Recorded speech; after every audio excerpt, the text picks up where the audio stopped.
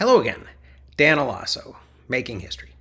And as the semester ends, and it is my final semester probably of my so-called career as an assistant professor on the tenure track at a Minnesota university, I'm beginning to plan my summer, and I'm also beginning to plan my future. Yesterday, I transplanted tomato and basil and pepper and cilantro seedlings into 3-inch pots. So I'm hoping to have a garden this summer, which is something that I have not been able to do in the last couple of years and may not be able to do as much in the future, depending on my living situation going forward. Because, in sharp contrast to my expectations, my future turns out to be quite a bit more uncertain than I had thought it was going to be.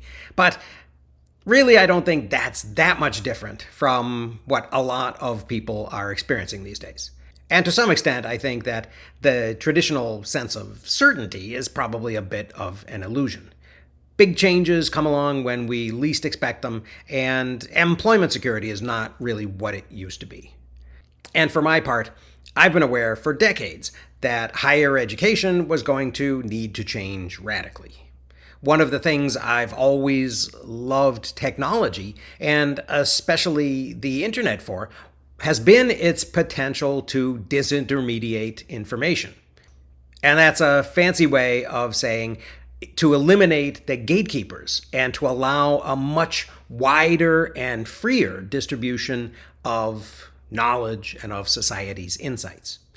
And I've always thought and hoped that this would lead to an opportunity for social leveling.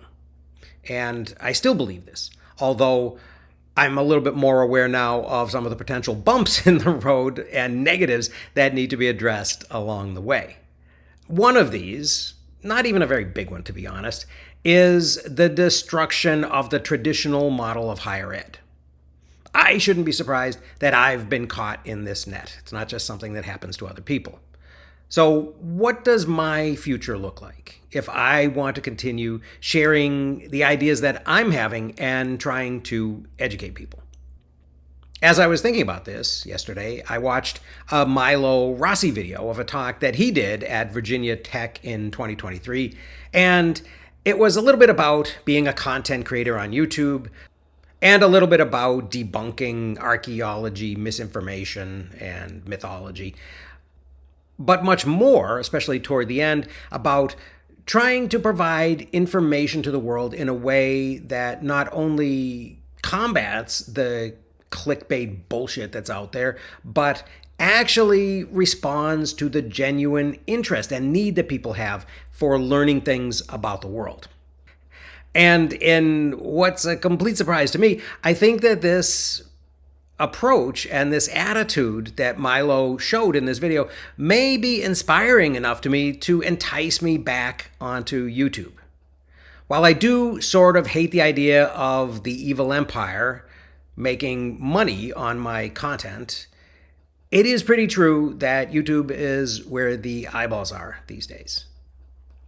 So that's kind of a long-winded way of saying I think I am bringing back some of my content to YouTube, probably reinstating some of the stuff that was already there and probably adding new stuff as we go forward through the summer. Now, this summer, I will be really focusing not only on developing the courses that I'm going to teach at St. Paul College in the fall, but also taking all of this information and all of this content and kind of packaging it up in a way that will make it accessible, hopefully, to many more people in the outside world than just the folks who manage to sit in my classrooms. So that's the project for this summer. I think I'll be sharing that not only in my Substacks, which are Making History and Lifelong Learners, and most recently Free Thought History, but also on this main YouTube channel, Making History.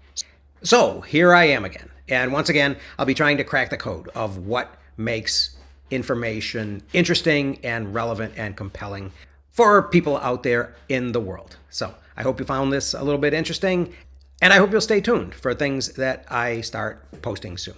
Thanks for watching. I'll see you again soon.